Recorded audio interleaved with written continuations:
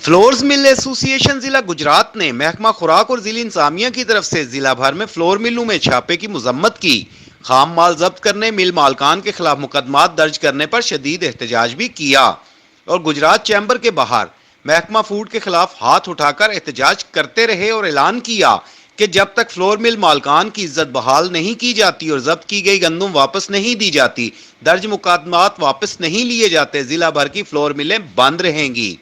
सदर मोहम्मद नवाज भट्ट, साबक सदर चौधरी इफ्तिखार अहमद मट्टू और चौधरी लियाकत अली चाड़, चौधरी अहमद हसन मट्टू ने इजलास के बाद मुश्तरका प्रेस कॉन्फ्रेंस में कहा कि हम मिलें बंद कर देते हैं। अगर ये ज़ाहिर है गंदे भी नहीं आने देंगे, हमारी इज्जत नफ्स से खेलेंगे, तो हमें क्या शौक है मिलें चलाने का।